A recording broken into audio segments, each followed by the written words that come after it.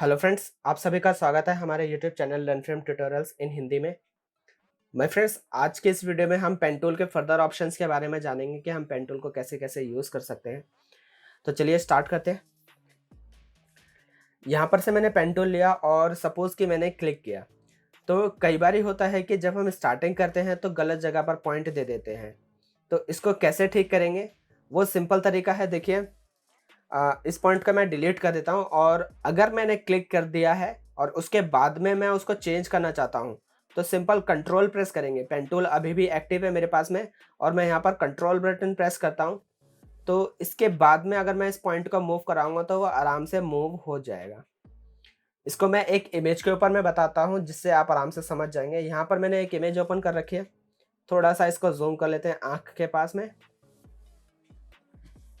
इसके बाद मैंने पेन टूल लिया और मैं जानबूझ करके आई के जो कॉर्नर है उससे थोड़ा सा दूर पर मैं क्लिक करता हूँ।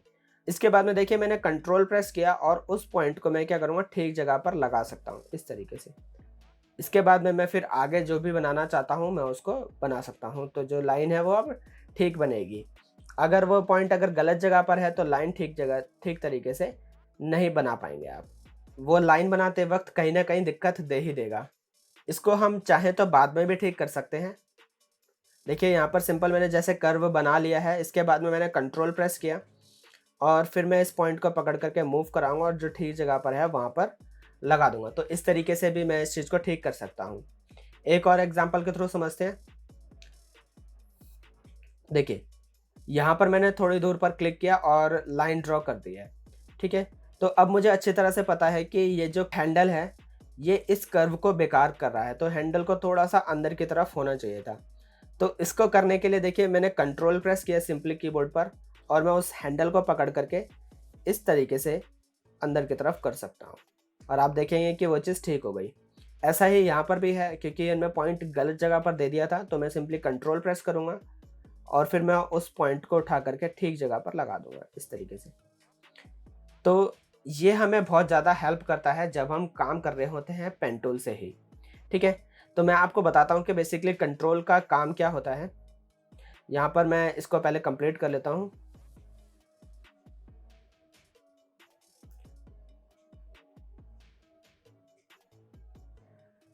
इसके बाद देखिए जब हम नीचे टूल्स में आते हैं तो यहाँ पर हमें दो टूल्स और मिलेंगे, पाथ सिलेक्शन और डायरेक्ट सिलेक्शन।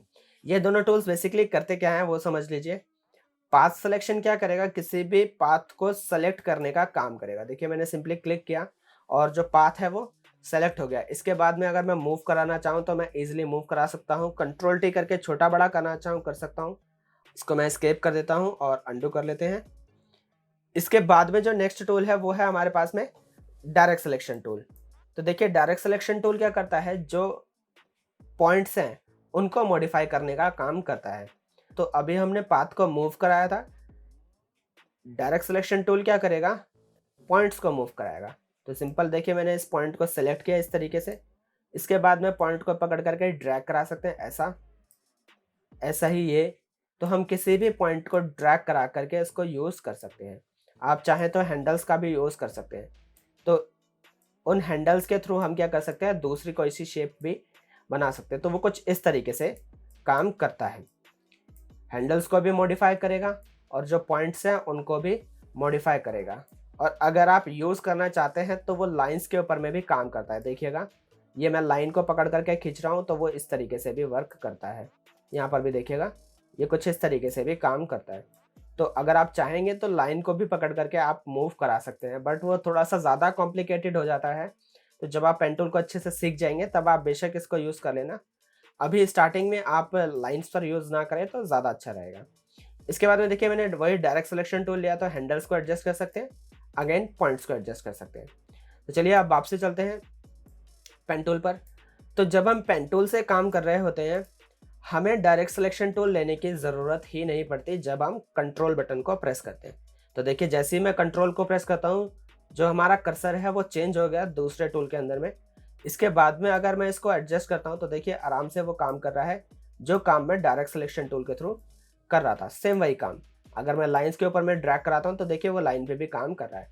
तो इसके लिए मुझे डायरेक्ट सिलेक्शन टूल लेने की ज़रूरत नहीं पड़ी। मैं पेन टूल पर काम करते वक्त ही डायरेक्ट सिलेक्शन टूल का भी यूज़ कर सकता हूँ।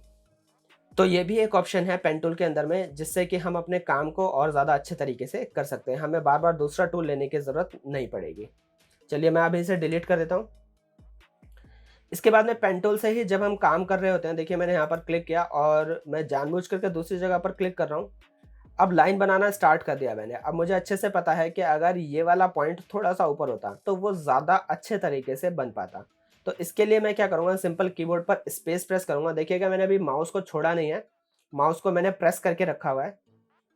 अब अगर मैं स्पेस को प्रेस करके माउस को मूव कराता हूँ, तो वो क्या कर रहा है, देखिए पॉइंट और जो हैंडल्स हैं दोनों को ही मूव करा रहा है। उसके बाद में मैंने जहाँ पे पॉइंट की लोकेशन होनी चाहिए थी वहाँ पर रखा, स्पेस को छोड़ दिया है। इसके बाद में देखिए मैं माउस को मूव कराता हूँ, तो वो कुछ इस तरीके से फिर काम करेगा। मतलब जो नॉर्मल था फिर वो वैसा चलने लग जाएगा।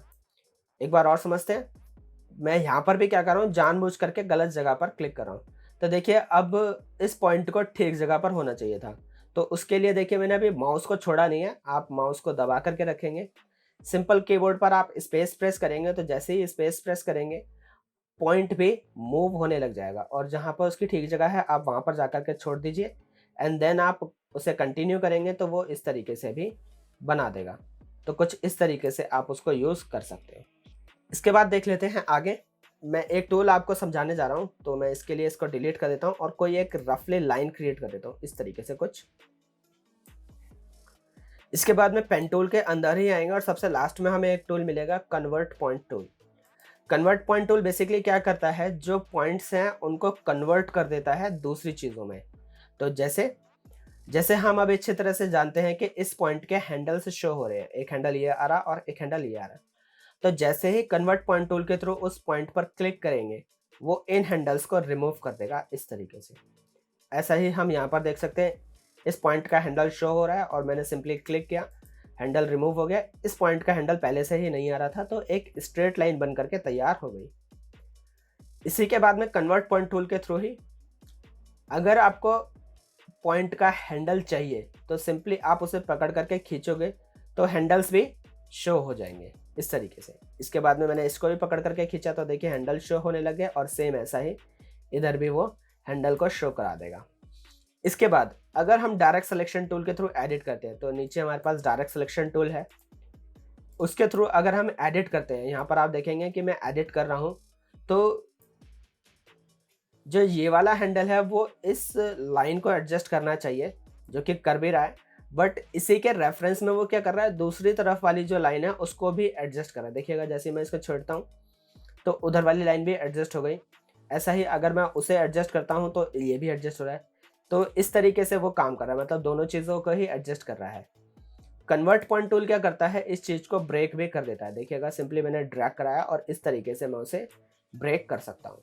तो अब ब्रेक करने के बाद में क्या बेनिफिट होगा कि आप डायरेक्ट सिलेक्शन टूल के थ्रू दोनों को ही अलग अलग एडजस्ट कर सकते हो, सिंपल इस तरीके से।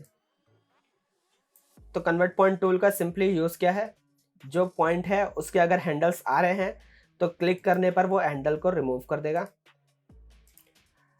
अगर हैंडल्स नहीं आ रहे हैं तो अगर आप क्लिक एंड ड्रैग कराएंगे तो हैंडल्स को शो करा देगा। और अगर हैंडल्स कंबाइंड है, दोनों एक दूसरे के साथ में लिंक है, तो उनको वो ब्रेक भी कर सकता है। तो ये सारा का सारा काम है कन्वर्ट पॉइंट टूल का। इसके बाद में एक बार डायरेक्ट सिलेक्शन टूल को थोड़ा सा और देख लेते हैं। देखिए डायरेक्ट सिलेक्शन टूल मैंने यहाँ पर लिया और मैं इसे पहले नॉर्मल कर लेता हूँ इस तरीके से, सिंपली ड्रैग करा करके। डायरेक्ट सिलेक्शन टूल के थ्रू जब हम एडिट करते हैं तो हम ऑल्ट प्रेस करके भी उसको ब्रेक कर सकते हैं कुछ इस तरीके से। तो ये भी एक फीचर है डायरेक्ट सिलेक्शन टूल के अंदर में।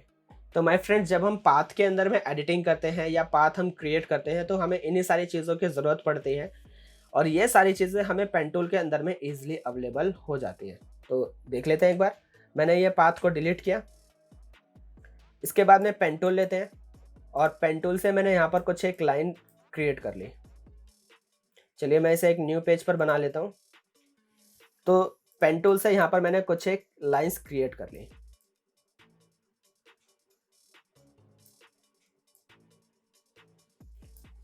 इसके बाद में सिंपली अगर चाहते हैं कि वो दूसरे टूल के अंदर में कन्वर्ट हो जाए, जैसे कि मैं चाहता हूं कि इस पॉइंट का हैंडल ना शो, तो सिंपली ऑल्ट प्रेस करेंगे और आप देखेंगे कि जो कर्सर है वो चेंज हो गया है किसी दूसरे टूल में। तो सिंपली मैंने देखिए क्लिक किया और उसके हैंडल्स रिमूव हो गए इस तरीके से। देखिए हैंडल्स इजीली रिमूव हो गए हैं।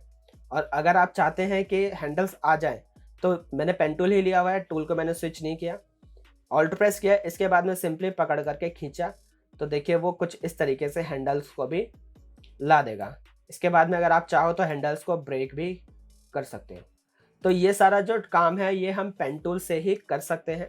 सिंपली आपको बस थोड़ा सा ध्यान ये देना है कि अगर आप ऑल्ट प्रेस करेंगे तो टूल कन्वर्ट पॉइंट टूल में कन्वर्ट हो जाएगा, और अगर आप कंट्रोल प्रेस करेंगे तो वो डायरेक्ट सिलेक्शन टूल में कन्वर्ट हो जाएगा। अदरवाइज अगर आप कोई बटन नहीं प्रेस करते हैं तो वो नॉर्मली वर्क करेगा। इसके बाद हम ऑप्शन बार में आते हैं तो यहाँ पर हमें एक ऑप्शन और मिलेगा, ऑटो ऐड और डिलीट। ये ऑप्शन क्या करता है, देखिए जैसे ही मैं पाथ के ऊपर में आता हूँ तो कर्सर कुछ चेंज हो रहा है। अभी कर्सर किस में कन्वर्ट हो गया, ऐड एंकर पॉइंट टूल में। तो ये टूल कहाँ पर है, देखिए मैं आपको दिखाता हूँ। पेन टूल के अंदर में जाएंगे और यहाँ पर हमें मिलेगा ऐड एंकर पॉइंट टूल। तो ये ऑप्शन क्या करता है, जो पाथ है उसके ऊपर में डॉट्स या फिर पॉइंट्स को ऐड करा देता है। तो पहले मैं आपको टूल को यूज़ करके दिखाता हूँ। देखिए टूल लिया और सिंपल क्लिक किया तो वो पॉइंट्स को सिंपली ऐड कराएगा और इसका कोई काम नहीं है, सिंपल पॉइंट्स को ऐड करा देगा। ऐसा ही इसके opposite delete anchor point tool है, जो कि क्या करेगा, जो पॉइंट्स होंगे उन्हें डिलीट कर देगा कुछ इस तरीके से। तो ये दो टूल हैं। अब ये दोनों टूल्स भी हम पेन टूल से ही यूज़ कर सकते हैं। तो कैसे, वो देखिए मैं इसे अंडू कर लेता हूँ।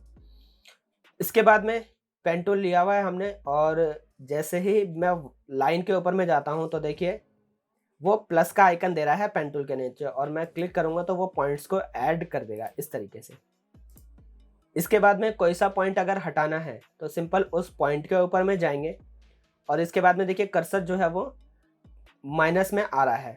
जैसे ही हम क्लिक करेंगे वो क्या करेगा, उन पॉइंट्स को रिमूव कर देगा, सिंपल इस तरीके से। ठीक है, तो ऐड एंकर पॉइंट टूल और डिलीट एंकर पॉइंट टूल दोनों ही हम पेन टूल के थ्रू ही यूज़ कर सकते हैं। माय फ्रेंड्स, आई होप आपको अभी तक इतना समझ में आया होगा कि मैंने क्या क्या चीज़ें आपको बताई हैं। माय फ्रेंड्स, आज के इस वीडियो में इतना ही काफ़ी है। इसके बाद हम लोग नेक्स्ट वीडियो में जानेंगे कि पाथ का हम कैसे कैसे यूज़ कर सकते हैं। तो बने रहिए हमारे इस यूट्यूब चैनल के साथ में। अगर आपने इस यूट्यूब चैनल को अभी तक सब्सक्राइब नहीं करा है तो इसे सब्सक्राइब कर लीजिए और आगे का बेल आइकन भी प्रेस कर लीजिए, ताकि आपको आगे आने वाली वीडियोस की नोटिफिकेशन आराम से मिल जाए। चलिए, ओके बाय, थैंक यू।